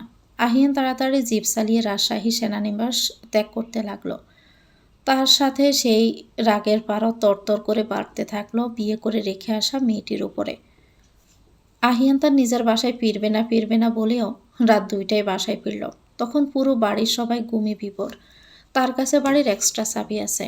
প্রায়শই এভাবে রাত বিরাতে আহিয়ানের বাড়িতে ফেরা হয়ে থাকে, তাই সে নিজের সাথে আগে থেকে এক্সট্রা চাবি রাখে। আহিয়ান বাসায় ফিরে কাউকে না জানিয়ে সোজা উপরে উঠে নিজের রুমের দিকে চলে গেল। আহিয়ান নিজের রুমে দরজা নক উড়িয়ে ভিতরে প্রবেশ করল। আহিয়ান রুমে প্রবেশ করে অন্ধকারের মাঝে টেবিল ল্যাম্প থেকে আসা অল্প আলোতে দেখতে পায় কেউ তার বিছানাটা দখল করে কাছুমাছু হয়ে শুয়ে আছে। আহিয়ান দৃশ্যটি দেখে ব্রু কুঁচকে নিল। তারপর অন্ধকার হাতড়ে সুইচ টিপে লাইট অন করতে এক অনাকাঙ্ক্ষিত দৃশ্য তার চোখে পড়ল। রোদেলা জলপাই রঙা শাড়ি পরে ঘুমিয়ে আছে। মেয়েটার মুখশ্রীর উপর খুলে রাখা অবাধ্য চুলগুলো ছড়িয়ে ছিটিয়ে আছে। শাড়ির আসল বুকের কাছ থেকে সরে আসে অনেকখানি। রোদেলার মসৃণ পশা পেটের একটু অংশ বেরিয়ে আছে, যেটি আরিয়ানের চোখ এড়ালো না। মেয়েটা কেমন যেন গুটিসুটি মেরে শুয়ে আছে। আহিয়ানের আর সহ্য হলো না। বিয়ে হতে না হতেই এই মেয়ে তার জীবনের সব কেড়ে নিতে লেগেছে যেন। আহিয়ান রাগে সোয়ালে চেপে হাত মুষ্টিবদ্ধ করে মেয়েটার কাছে গিয়ে দাঁড়ালো। তারপর কোনো রকম পূর্ব সতর্কতা ছাড়াই রোদেলার এক হাত ধরে টান দিয়ে রোদেলাকে কাঁচা ঘুম থেকে বিছানায় বসিয়ে দিল। আকস্মিক আক্রমণে আর কাঁচা ঘুম হঠাৎ ভেঙে যাওয়ায় রোদেলা চটপট করে চিৎকার দিয়ে উঠল, কে কে? রোদেলার চোখে পানি চিকচিক করছে। দেখে মনে হচ্ছে মেয়েটা এক্ষুনি কেঁদে দিবে। আহিয়ানের এসব আর সহ্য হলো না। সে রোদেলাকে এবার এক ঝটকায় বিছানা থেকে টান দিয়ে ফ্লোরে দাঁড় করিয়ে দিল। রোদেলা নিজেকে ধাতস্থ করে জোরে শ্বাস টেনে নিল। তারপর রোদেলা আহিয়ানকে দেখে আরও সিটকে কয়েক কদম পিছিয়ে গেল। রোদেলার চোখে সিকসিক করা পানিটা এখন শুভ্র কপল বেয়ে গড়িয়ে পড়ছে। রোদেলা তার চিকন আঙ্গুল চোখের পানি মুছে আহিয়ানের দিকে তাকাতেই আহিয়ানের রাগী লাল চোখগুলো দেখে ভয়ে জমে গিয়ে মাথা নামিয়ে নিল। আহিয়ান বিষয়টা আর চোখে দেখে নিয়ে রাশবাড়ি আওয়াজে মুখ খুলল, এই মেয়ে, তুমি আমার রুমে কী করছিলে? আর আমার বেডে ঘুমিয়েছিলে কেন? রোদেলা আহিয়ানকে ভীষণ ভয় পাচ্ছে দেখে বোঝা যাচ্ছে। তাই আহিয়ানের প্রশ্নের উত্তর না দিয়ে লজ্জা, ভয় আর জড়তায় ফ্লোরে পায়ের বুড়ো আঙ্গুল দিয়ে ঘষছে। রোদেলাকে নিজের প্রশ্নের উত্তর দিতে না দেখে আহিয়ান এবার আরও রেগে গেল। আহিয়ান দ্রুত পায়ে হেঁটে এসে খপ করে রোদেলার একটি হাত শক্ত করে ধরে নিল। তারপরে গমগমে স্বরে বলল, বউয়ের অধিকার খাটিয়ে আমার রুমে আসা হয়েছে বুঝি? এখন তোমার এতটুকু শরীরে আমি যদি স্বামীর অধিকার খাটিয়ে দেখিয়ে দেই, তখন কি করবে মেয়ে? রোদেলা আহিয়ানের কথাগুলো আর নিতে পারছিল না। নিজেকে এতটা অসম্মানিত হতে হবে কখনো সে ভাবেনি।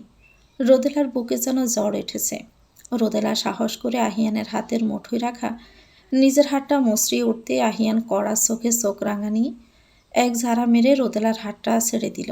তারপর রোদেলার কাছ থেকে কিছুটা দূরত্বে সরে গিয়ে বলল, যাও, এক্ষুনি বেরিয়ে যাও এই রুম থেকে, আর কখনো আসবে না এখানে। যাও, এক্ষুনি বেরিয়ে যাও এই রুম থেকে, আর কখনো আসবে না এখানে। আহিয়ানের মুখে এরকম তুচ্ছ তাচ্ছিল্য মাখা দমকানিতে রোদেলা তড়াক করে মাথা তুলে তাকালো আহিয়ানের দিকে। আহিয়ান রক্তলাল চোখে কটমটিয়ে শক্ত দৃষ্টিতে তাকিয়ে আছে রোদেলার দিকে। রোদেলার সাথে আহিয়ানের চোখাচোখি হতেই রোদেলার বুকটা দরপড় করে উঠল। রোদেলার চোখে পানি চিকচিক করছে। রোদেলার চোখের আটকে রাখা পানিটুকু ছেড়ে দিয়ে কোনো কিছু তোয়াক্কা না করে এক ছুটে দরজা খুলে দৌড়ে বেরিয়ে গেল। রোদেলাকে যতক্ষণ দেখা গেল আহিয়ান ততক্ষণ পকেটে দুহাত ঢুকিয়ে ব্রুজগুল কুচকে শক্ত দৃষ্টিতে তাকিয়ে রইল রোদেলার দিকে। রোদেলা দরজা পার হতে আহিয়ান বিরক্তিতে উচ্চারণ করল, পিচ্ছি হলে কি হবে, ড্রামাবাজ মেয়ে মানুষ দেখি। একটা সোজা কথা এভাবে কেঁদে বাসানোর কি আছে? ধ্যাত, যত সব বিরক্তিকর আপদ বিপদ আমার ঘাড়েই উঠাচ্ছিল। আহিয়ান কথাগুলো শেষে বিরক্তিত কপালে দু আঙ্গুল ঘষল। তারপর আলমারি থেকে পরিধানের জন্য পোশাক বের করে ওয়াশরুমে চলে যায়। রোদেলার সিঁড়ি দিয়ে অসাবধানতাবশত নিচে নামতে গিয়ে পায়ে ব্যথা পেয়েছে। পায়ে ব্যথা পেয়ে সে ওভাবেই সিঁড়ির উপর বসে বসে কেঁদে যাচ্ছে। একদিকে আহিয়ানের জাজালো তিক্ততা মাখা কথাগুলো, অন্যদিকে পায়ের ব্যথায় মেয়েটা একরকম কাবু হয়ে পড়েছে যেন। রোদেলা নাক টেনে চোখ মুছে নিল। আস্তে আস্তে উঠে দাঁড়ানোর চেষ্টা করল। রোদেলা কোনো রকমই দাঁড়াতেই সিঁড়ি দৌড়ে বাকি 3টে সিঁড়ি পেরিয়ে নিচে নেমে পড়ল। রোদেলা নিজের পাটা টেনে টেনে লিভিং রুমে পৌঁছে শরীরটা এলিয়ে দিল একটা সোফার উপরে। অতিরিক্ত পায়ের ব্যথায় রোদেলার মনে হচ্ছে পাটা ভেঙেই গেছে। খুব যন্ত্রণা হচ্ছে তার। রোদেলা সহ্য করতে না পেরে পায়ের ব্যথায় সোফায় জড়সড় হয়ে শুয়ে পড়ল। যন্ত্রণায় ছটপট করে সে পুপিয়ে পুপিয়ে কেঁদে যাচ্ছে। তার ছোট বুকটা কষ্টে ফেটে যাচ্ছে। রোদেলার মনে তার পায়ের ব্যথার চেয়ে তার সদ্য হওয়া স্বামীর কথাগুলো বেশি ব্যথা সৃষ্টি করছে। রোদেলা অস্পষ্ট ঘুমিয়ে বলতে লাগলো, একটু তার রুমে শুয়েছি বলে এরকম করা লাগে? বাজে লোক একটা।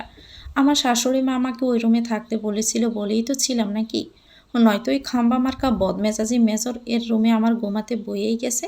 শালা হারামি একটা।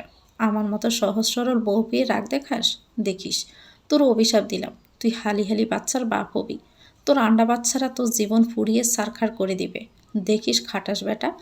কিছু বলি না বলে আমাকে হাবা পেয়েছিস? রোদেলার মাথার তাস ছেড়ে গেলে সে সম্পূর্ণ ভিন্নধর্মী মানবীতে রূপান্তরিত হয়। যেটা এখন হয়েছে, সে যে মেজর সাহেবকে এতক্ষণ ভাগের মতো ভয় পেল, সে স্বামী নামের পুরুষকে তার অগসরে কি ঝাঁঝালো কথাগুলোই না শোনালো। রোদেলার এবার একটু শান্তি লাগছে, তবে পায়ে ব্যথা থাকায় গুনগুনানি কান্নার আওয়াজ এখনও শোনা যাচ্ছে। রোদেলা শোয়া থেকে আস্তে আস্তে সোফায় উঠে বসল। তারপর নিজের লম্বা ঘন কেশ রাশিগুলো হাত খোপা করে নিল। তারপর শাড়িটা শরীরে ভালো করে টেনে নিয়ে আবার সোফার উপর জড়সড় হয়ে শুয়ে পড়ল। আহিয়ানের বউ না তাদের স্বামীরা আজকে থেকে যাওয়ায় একটা রুমও খালি নেই। রোদেলাকে প্রথমে নিচতলায় যে রুমটা দেওয়া হয়েছিল সেটা আফিয়া খানম শুয়েছে। রুমটায় ছোট একটা সিঙ্গেল বেড, একজন কোনো রকমে শুয়ে থাকতে পারে। তাই রোদেলার আর ইচ্ছে করলো না নানি শাশুড়িকে গিয়ে ডাকতে। এভাবে লিভিং রুমে গুটিসুটি মেরে পড়ে রইল। তাছাড়া আর তার সারা রাত ঘুমও আসবে না হয়তো। আহিয়ানের তীক্ষ্ণ চোখের চাহনি এখনও তার চোখে লেগে আছে। আর এত রাতে নানি শাশুড়িকে ডেকে এসে কি বলতো যে তার স্বামী তাকে মাঝরাতে রুম থেকে বের করে দিয়েছে। এতে পরিস্থিতি আরও খারাপ হবে, তাই রোদেলা আর কাউকে বিরক্ত করতে চাইল না। আহিয়ান গোসল করে ফ্রেশ হয়ে সিঁড়ি দিয়ে নিচে নেমে এলো। ফ্রিজের দিকে খাবারের জন্য যাওয়ার সময় লিভিং রুমের কাছে আসতে আহিয়ান মেয়েলি করুণ কণ্ঠে রিনরিনে কান্নার আওয়াজ পেয়ে থমকে দাঁড়িয়ে পড়ল। রিনরিনে অস্পষ্ট কান্নার আওয়াজের সাথে সাথে ফুঁপি ওঠার শব্দ শোনা যাচ্ছে। আহিয়ান শ্রবণ শক্তি আরও সজাগ করে সেই রিনরিনে কান্নার সুরটা আরও কিছুক্ষণ শুনে নিল। এই রিনরিনে কান্নার মালিককে তা বুঝতে আর সময় লাগলো না আহিয়ানের। আহিয়ান বিরক্তিতে দাঁত কিরমির করে ফ্রিজের দিকে এগোতে নিয়ে আবারও ফুঁপিয়ে ওঠার শব্দ পেল। তাতে আহিয়ানের সোয়াল রাগ আর বিরক্তির বহিঃপ্রকাশ হতে দেরি হলো না। আহিয়ান নিজের পকেট হাতড়ে ফোনটা বের করে ফ্ল্যাশ অন করে এগিয়ে গেল সে গুঙিয়ে গুঙিয়ে কান্নার আওয়াজের দিকে। আহিয়ান রোদেলা শুয়ে থাকা সোফার সামনে এসে দাঁড়ালো। তারপর নিজের হাতে থাকা ফোনের ফ্ল্যাশ লাইটের আলো ফেলল রোদেলার চোখে মুখে। আহিয়ানের তীক্ষ্ণ ধারালো সোয়ালও এখনও বিরক্তি আর চোখে মুখে খেলা করছে এক অবিশ্বাস্য দৃষ্টি। হঠাৎ ফ্ল্যাশের আলো চোখে মুখে পড়তে রোদেলা কান্না থামিয়ে নাক টেনে চোখ খিচে বন্ধ করে আবারও তাকালো সামনের দিকে। রোদেলা তৎক্ষণাৎ ব্যথা নিয়েই শোয়া থেকে সোফায় উঠে বসল। ফ্ল্যাশের আলো রোদেলার দিকে থাকায় বিপরীত পাশের মানুষটার মুখ দেখা না গেলেও রোদেলা লোকটার অবয়ব ঠিকই দেখতে পারল। আর এতে যা বোঝা সে বুঝে নিয়েছে। তার একটু বুঝতে বাকি রইল না এটা তার জল্লাদ স্বামী। তাছাড়া এই পুরো বাড়িতে এরকম লম্বা বলিষ্ঠ প্রশস্ত কাদের অধিকারী তো কেবল রোদেলার পাষাণ মেজর স্বামী আহিয়ান অব্রই। রোদেলা একটু আগেও আহিয়ানের অগোচরে আহিয়ানকে বড় বড় কথা বললেও এখন এই জল্লাদরূপী সুদর্শন মেজরকে দেখে তার দম পুড়িয়ে গিয়েছে। রোদেলার চোখে এখনও চিকচিক করছে পানি, মুখেও একটা করুণ ব্যথা লেগে আছে। আহিয়ান তার ফোনের ফ্ল্যাশ লাইটটা এখনও রোদেলার মুখের উপর ধরে রেখেছে। রোদেলা মুখে কিছু বলতে না পারলেও চোখ মুখ খিচে বন্ধ করে বসে আছে। আহিয়ান তীক্ষ্ণ সোয়াল এবার যেন বৃষ্ময়ে জ্বলে পড়ল। আহিয়ান প্রায় 2 মিনিট নিজের ফোনের ফ্ল্যাশ লাইটের আলো ফেলে রোদেলার কান্না ভেজা মুখমণ্ডল আর চোখজোগল দেখে রোদেলা এবার আর না পেরে পায়ের ব্যথায় অসহ্য হয়ে পুপিয়ে উঠল। তারপর নাক টেনে বাচ্চাদের মতো মুখ বানিয়ে আহিয়ানের সাথে প্রথমবার কথা বলল। আমি তো আপনার রুম থেকে চলেই এসেছি, তাহলে এখন আমার মুখে লাইট ধরে রেখেছেন কেন? আর আপনার মম মানে আমার শাশুড়ি মা আমাকে এই রুমে থাকতে বলেছিল, নয়তো আপনার মতো অহংকারী লোকের ঘরে জীবনেও আমি যেতাম না। অতিরিক্ত কান্নার কারণে রোদেলার নাক মুখ লাল হয়ে উঠেছে। আহিয়ান সেটাই এতক্ষণ দেখছিল। তবে রোদেলার মুখে শেষের কথাটা শুনে দাঁত কটমটিয়ে রোদেলার দিকে তাকালো। এই মেয়ে, তুমি আমাকে দেমাক দেখাচ্ছ? তুমি জানো আমি কে? আর আমার ঘরে যাওয়ার যদি ইচ্ছে নাই থাকে তবে তোমাকে আমার রুম থেকে বের করে দিয়েছি বলে এখনও কেঁদে ভাসাচ্ছ কেন? আহিয়ানের কথায় রোদেলা নাক টেনে বলল, আমি মোটেও আপনার রুমে থাকার জন্য কাঁদছি না। আহিয়ান আবার বিরক্তিতে দাঁতে দাঁত পিষে নিজের ঘাড়ের 2 পাশে মেসেজ করে বলল, মিথ্যে কথা বলবেন একদম, ড্রামামাজ মেয়ে। বয়স কত তোমার যে এক্ষুনি স্বামীর জন্য মরিয়া হয়ে যাচ্ছ, স্বামীর সাথে বেড শেয়ার করতে চাচ্ছ? আমার মাকে নিজের সরলতার বশ করে নিয়েছো তো কি হয়েছে? আমাকে বশ করা এত সোজা নয় মেয়ে। রোদেলা আহিয়ানের কথায় লজ্জায় অপমানে মাথা নুইয়ে নিল।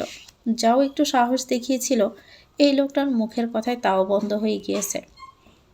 রোদেলা লজ্জায় অপমানে মুখ নামিয়ে ফুপিয়ে ফুপিয়ে খালি বলল, ছি, এতটা নিচু করবেন না, দরকার হলে তাড়িয়ে দিন, তবুও অপবাদ দিবেন না। রোদেলার বলা ছি কথাটা আহিয়ানের গায়ে বেশ লাগলো।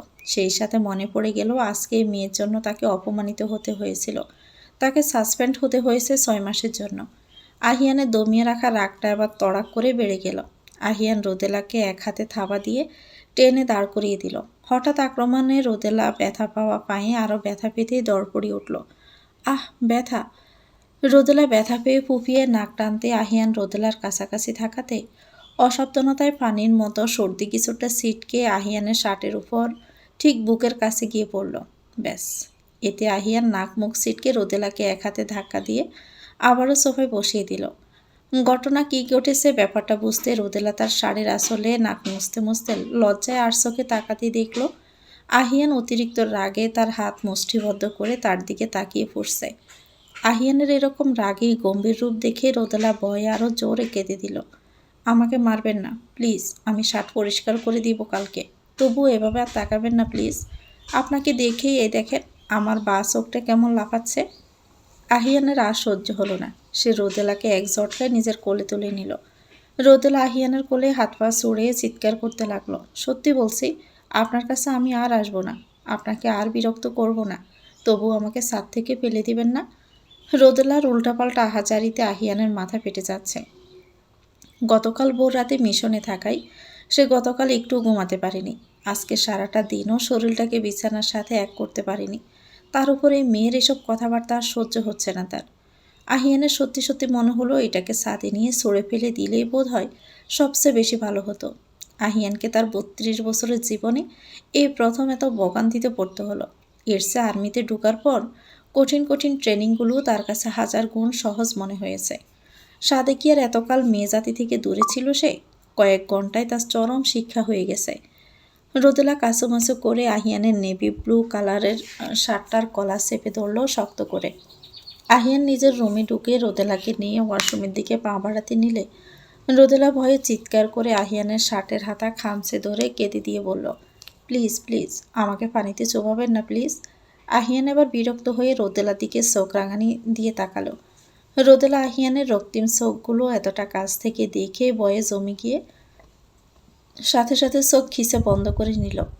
আরিয়ান রোদেলাকে কাঁধ থেকে ঠাস করে ওয়াশরুমে দাঁড় করিয়ে দিতেই রোদেলা ফিটফিট করে চোখ মেলে তাকালো। আহিয়ানের দিকে তাকিয়ে দেখলো আহিয়ান তার নেভি ব্লু কালার শার্টের একটা করে করে বোতাম খুলছে। এই দৃশ্য দেখে রোদেলার ছোট মাথায় কী সব উল্টাপাল্টা চিন্তা আসতে লাগলো। রোদেলা নিজের পায়ের ব্যথা বলে আরিয়ানের থেকে ধীরে ধীরে পিছিয়ে যেতে লাগলো ভয়ে। আহিয়ান নিজের গায়ে শার্ট খুলে রোদেলার দিকে তাকিয়ে দেখলো রোদেলা ভয়ে ভয়ে পিছিয়ে যাচ্ছে। রোদেলার মনোভাব আহিয়ানের বোধগম্য হতেই সে রাগে সোয়াল শক্ত করে চোখ বুজে নিল। আহিয়ানের তীক্ষ্ণ সোয়াল আরও তীক্ষ্ণ হয়ে উঠল এই ঘটনা দেখে।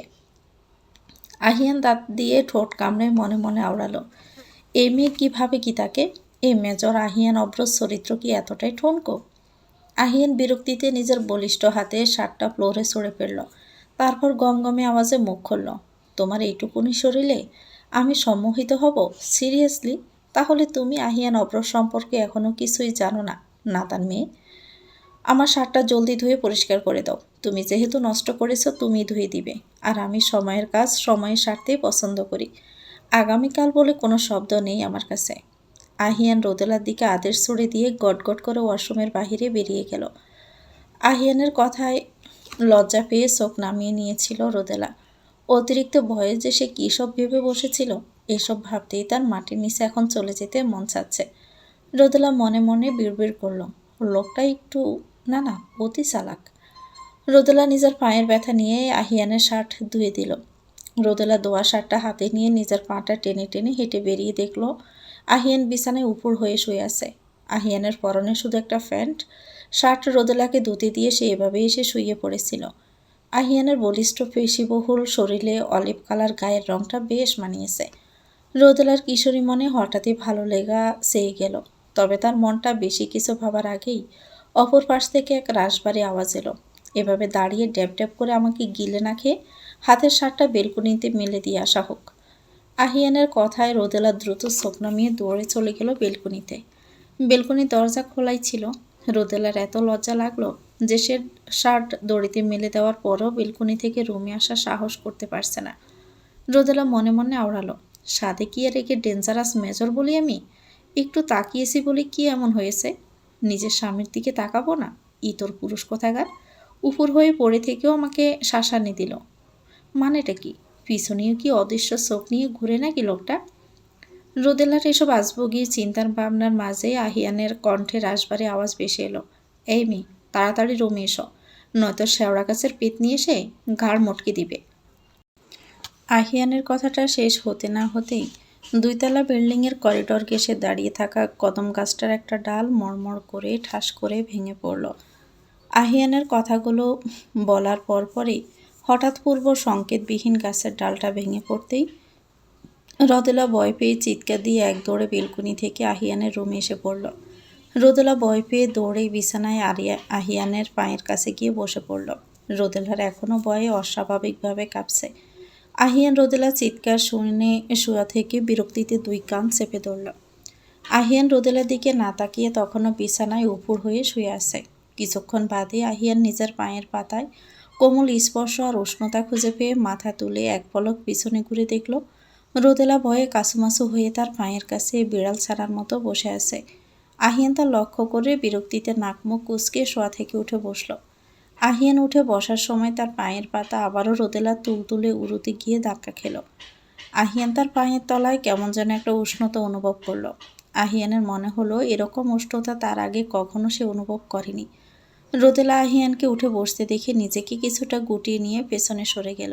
আহিয়ান নিজেও রোদেলা থেকে কিছুটা দূরে সরে বসে রোদেলার দিকে ব্রু কুচকে বিরক্তি নিয়ে তাকালো। রোদেলা সেই দৃষ্টি লক্ষ্য করেই আরও পিছিয়ে বসতে বসতে একদম বিছানার কর্নারে চলে গেছে। আহিয়ান রোদেলাকে এখনও তীক্ষ্ণ দৃষ্টিতে পরখ করে যাচ্ছে। রোদেলা আহিয়ানের দিকে তাকিয়ে আবারও মাথা নুইয়ে নিল। আহিয়ান রোদেলাকে উঠতে না দেখে বিরক্তি হয়ে এক ধমক দিল। এই যাচ্ছ না কেন? এই রুমে থাকার শখ জেগেছে বুঝি? আহিয়ানের ধমকে রোদেলা ভয়ে ছটপট করে বিছানা থেকে উঠতে নিলেই বিছানার কর্নারে বসে থাকায় ঠাস করে গিয়ে ফ্লোরের উপর পড়ল। রোদেলা ফ্লোরে শীত হয়ে পড়েছে। কোমরে ব্যথা পেয়ে সাথে সাথে কেঁদে দিল। আহিয়ান বিরক্তি নিয়ে পুরো ব্যাপারটা লক্ষ্য করে রাগে চল শক্ত করে বিছানা থেকে নেমে রোদেলার কাছে গিয়ে দাঁড়ালো। রোদেলা ফ্লোরে কোমর চেপে বসে কাঁদছে এখনো। বেচারি ব্যথায় আর লজ্জায় মাথা নুইয়ে সমানে আসলে চোখ মুছে যাচ্ছে।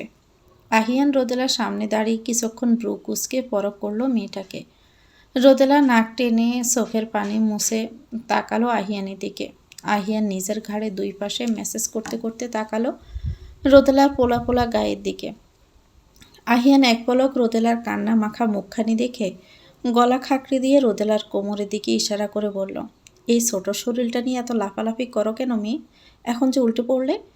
আহিয়ানের কথায় রোদেলা কিছু না বলে মাথা নুইয়ে নিল।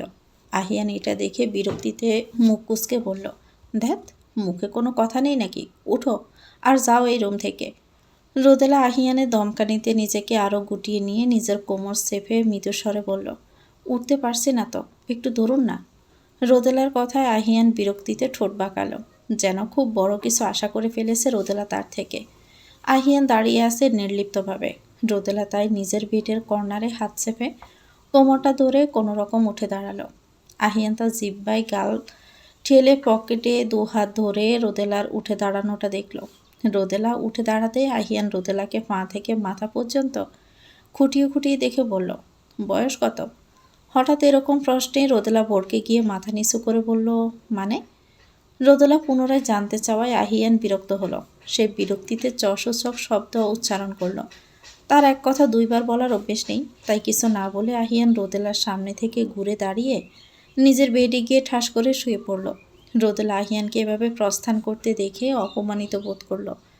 আহিয়ান শোয়ার পরেও রোদেলাকে খুঁটি মেরে দাঁড়িয়ে থাকতে দেখে আহিয়ান আবারও বিরক্ত হলো।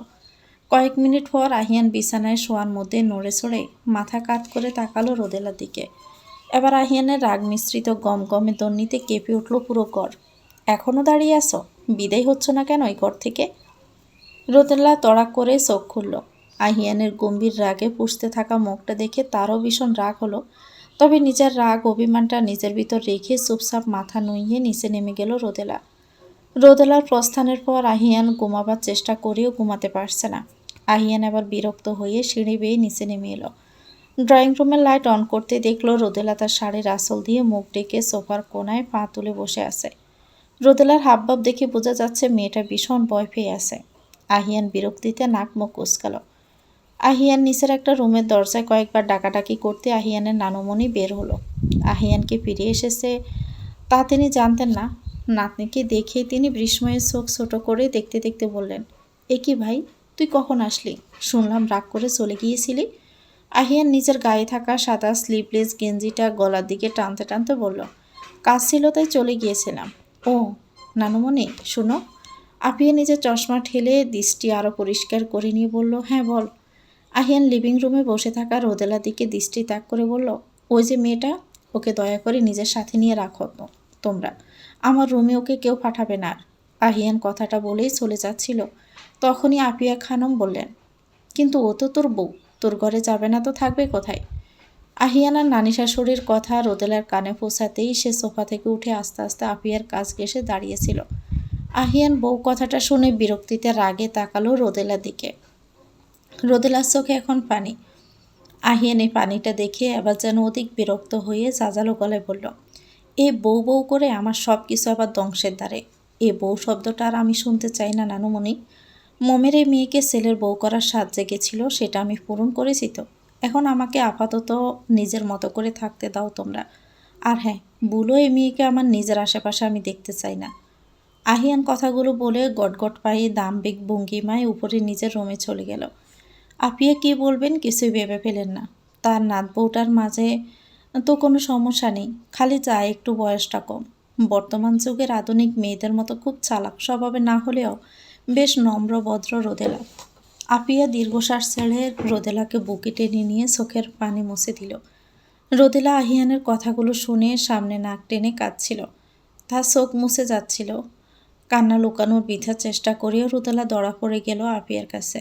আপিয়া রোদেলাকে মাথায় হাত বুলিয়ে দিতে দিতে বলল, কাঁদিস না বোন, আমার নাতিটা একটু রাগী মানুষ, বুঝিসই তো, ছেলেটা আর্মির মেজর বলে কথা।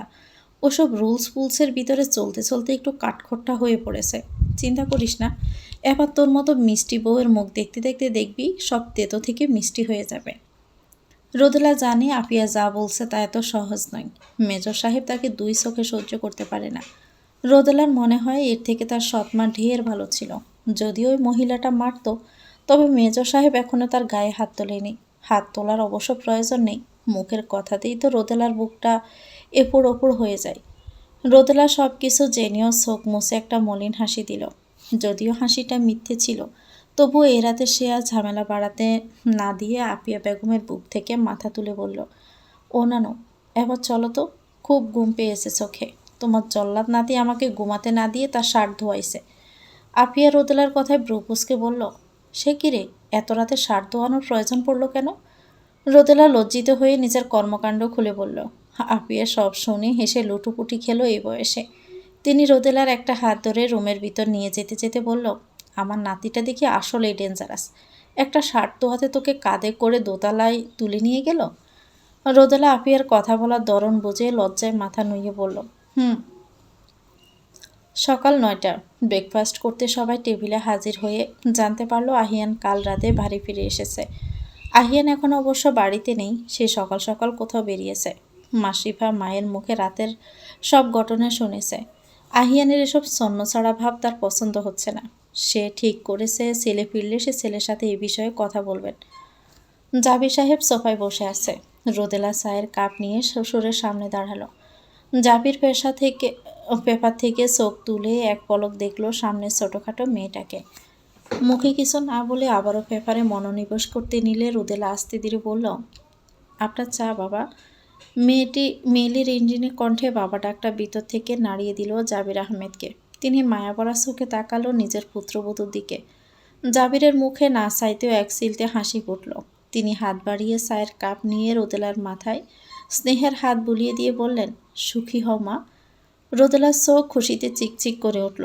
কতদিন পর বাবা নামক ছায়াটা আবারও খুঁজে পেল যেন জাবির আহমেদের মধ্যে। রোদেলা শাড়ির আঁচলে চোখের জলটুকু মুছে নিয়ে বলল, দোয়া করবেন এই মেয়ের জন্য। আহিয়ানের জন্য অপেক্ষায় বসে থাকতে থাকতে মাসিফার জোরাজোরিতে আহিয়ানের দুই দুলাভাই আর বোনেরা নাস্তা সেরে নিল। আহিয়ানের ফোনে অন্বেষার স্বামী জুনাইদ আরশাদ কল করেছিল অনেকবার, কিন্তু বারবার বন্ধ বলছে। মাসিফা ছেলের চিন্তায় আর সকলের নাস্তাই করলেন না। রোদেলা সবটা নিবিড়ভাবে দেখে গেল কেবল। রোদেলার মনে একটা কথা খসখস করছে, লোকটা তার প্রতি বিরক্ত হয়ে বাড়ি থেকে আবার কোথাও চলে গেল না তো। অন্বেষা অবন্তীর 3 ছেলে মেয়ে বাগানে খেলা করছে। অবন্তীর হাতে খিচুড়ি। জয় তা না খেয়ে অন্তু আর অনন্যার সাথে দৌড়াদৌড়ি করছে। অন্বেষা বাগানে ছাতার মতো করে তৈরি করা ছাউনিটায় একটা বেতের চেয়ারে বসে ঠ্যাং নাড়াচ্ছে। তখনই রোদেলা একটা ট্রে হাতে কাঁচা আমের জুস নিয়ে হাজির হলো সেখানে। জুসটা রোদেলাই নিজের হাতেই তৈরি করেছে। আহিয়ানদের বাসাটা অনেকটা জায়গার উপর। বাগানের দিকে বেশ কয়েকটা মাঝারি সাইজের আম গাছ আছে, সেখানে বেশ আমও ধরেছে। রোদেলা সেখান থেকে আম পেড়ে এনে জুস বানিয়েছে। অন্বেষা আর অমন্তীর ছোট ভাইয়ের বউকে মন্দ লাগেনি, বরং একটু বেশি ভালো লেগেছে। এরই মধ্যে মেয়েটা কেমন তাদের সাথে মিশে গিয়েছে। অন্তু, অনন্যা, জয় তো মামি জোফে যাচ্ছে আসছে থেকেই। রোদেলাকে জুস হাতে আসতে দেখে অন্তু, অনন্যা ছুটে এলো। জয়ের বয়স মাত্র 3, সে দৌড়ে এলো, একটু পরে পৌঁছালো। রোদেলা মিষ্টি কালার একটা সুতির 3 পিস পরেছে, মাথায় ওড়নাটা সুন্দর করে টানা। অন্তু মামির কাছে ছুটে এসে বলল, মামি আমাকে আগে দাও। অনন্যা বলল, না মামি আমাকে আগে। জয় 2 আঙ্গুল বর দিয়ে একটু উঁচু হয়ে নিজের অবস্থান জানান দেওয়ার চেষ্টা করে আদর স্বরে বলল, না আমাকে দাও আগে। রোদেলা একদিকে ওদিক সব দিকে তাকিয়ে সবার কথা শুনে বলল, ঠিক আছে ঠিক আছে, সবাইকেই দিচ্ছি। রোদেলা বাচ্চাদের হাতে ছোট গ্লাসগুলো ধরিয়ে দিয়ে বড় গ্লাস 2টা অন্বেষা আর অবন্তীর হাতে দিল। তারা তৃপ্তি সহকারে জুসটুকু শেষ করে বেশ প্রশংসা করল। অবন্তী আর অন্বেষা চলে গেল ভিতরে। অনন্যা, অন্তু আর জয় তাদের মামিকে ভিতরে যেতে দেয়নি। তাদের মনে হয় তাদের মামিও তাদের খেলার পার্টনার। বিদায়ে 3 ফুসকের ভিড়ে আরেক কিশোরী যুক্ত হয়েছে আজকে। অনন্যা জেদ ধরল, তাকে দড়ি দিয়ে একটা ঝুলন্ত দোলনা বানিয়ে দিতে হবে। বাকি সবাই একই সুরে আর্জি জানালো। রোদেলা এদের কথায় কোত্থেকে খুঁজে এনে যেন একটা দড়ি নিয়ে এলো। বহু কষ্টে সেটা রোদেলা পেয়ারা গাছে উঠে বেঁধে দিল। দোলনা দেখে অন্তু, অনন্যা, জয় অনেক খুশি হয়েছে। দোলনাটায় পর্যায়ক্রমে প্রথমে জয় দোল খেলো, তারপর অনন্যা, এরপর অন্তু দোল খেয়ে নামতেই 3 জন মিলে তারা তাদের মামিকে জোর করে বসিয়ে দিল। রোদেলা বসলো ভয়ে ভয়ে, কারণ দড়িটা তেমন মজবুত নয়। বাচ্চাদের ওয়েট নিতে পারলেও সে বসলে সেটা আগের মতো থাকবে কিনা তাতেই তার সন্দেহ আছে। তবু বাচ্চাদের জোরাজুরিতে নিজের ভিতরে বাচ্চা সুলভ সত্তাটার দেখা পেল রোদেলা, তাই সেও একটু খুশি হয়ে চড়ে বসলো সেটায়। অন্তু, অনন্যা, জয় তারা পিছনে দাঁড়িয়ে তাদের ছোট ছোট হাতে তাদের মামিকে পিঠে ধাক্কা দিয়ে দোল দিতে লাগলো। দোলের তালে তালে রোদেলার মাথার ওড়না পড়ে গিয়েছে। ওড়না মাথা থেকে সরে যাওয়ায় রোদেলার মাথায় হাত খোপা করে রাখা লম্বা চুলগুলো বাঁধন মুক্ত হয়ে মুক্ত আকাশে দোলের তালে তালে উপর নিচ হয়ে এলোমেলো উঠতে লাগলো। রোদেলার ঠোঁটে স্নিগ্ধ এক মায়া মাখা হাসি। তখনই বাড়ির গেট পেরিয়ে প্রবেশ করল গম্ভীর স্বভাবসুলভ মেজর সাহেব আহিয়ান আহমেদ অব্র। কাজের ক্ষেত্রে অবশ্য সে আহিয়ান অব্র নামে বেশ পরিচিত। আহিয়ান বাগানের দিক থেকে আসা খিলখিলিয়ে মেয়েলি হাসির আওয়াজ শুনতে পেল। আহিয়ান নিজের অজান্তেই এই রিনরিনি মিষ্টি হাসির মালিককে দেখার জন্য পা বাড়ালো বাগানের দিকে। একটু সামনে এগোতেই সেই অপার মায়া মাখা দৃশ্যটা চোখে পড়ল আহিয়ানের। তবে তা তার কাছে কতটুকু মুগ্ধকর লাগলো তা কারো জানা নেই। আহিয়ান দেখল একটা কিশোরী কন্যা তার বিশাল কেশরাজি ছেড়ে খিলখিল করে দোলনায় দোল করছে। মুখে তার বিশ্বজয়ের হাসি।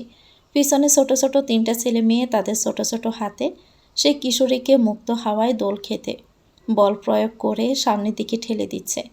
ছেলে মেয়ে 3টে কিশোরী কন্যাটার খুশিতে যেন আরও দ্বিগুণ খুশি। আহিয়ানের তীক্ষ্ণ চোখে মুহূর্তেই একটা কোমলতা নেমে এসেছে। রোদেলার বাচ্চা মতে তার বিরক্তি লাগার কথা, কিন্তু সে বিরক্তিটা কোথাও লুকিয়ে যেন পড়েছে হুট করেই। দোল খাওয়ার এক পর্যায়ে হুট করে পেছন থেকে বরাবরের মতো একটা ধাক্কা এলো। ঠিক তখনই দরপড় করে দোলনাটা দৌড়ে ছেড়ে গেল। দোলনা ছেড়ে পড়তে রোদেলা উপর থেকে নাক মুখ থুবড়ে মাটিতে ছিটকে পড়ে আহ করে আর্তনাদ করে উঠল। মুহূর্তে একটু দূরে দাঁড়িয়ে থাকা গম্ভীর পুরুষটির চোখের কোমলতা মিলিয়ে সেখানে রাগের দেখা মিলল। মুহূর্তে আহিয়ানের রাগে সোয়াল শক্ত হয়ে যায়। দপদপ পা ফেলে এগিয়ে গেল সেই কিশোরীর নিকট। তো ভিউয়ার্স, গল্পটির নাম হচ্ছে মনটা তারই সুরে অনুরাগিনী, লিখেছেন মেহুলিনা প্রাপ্তি। গল্পটির এটা প্রথম অংশ। পরবর্তী অংশ পেতে চ্যানেলটিকে সাবস্ক্রাইব করে আমাদের সাথে থাকবেন। ভিডিও ভালো লাগলে একটি লাইক দিয়ে দিবেন, কমেন্ট করে জানাবেন কেমন লেগেছে। আল্লাহ হাফেজ, আসসালামু আলাইকুম।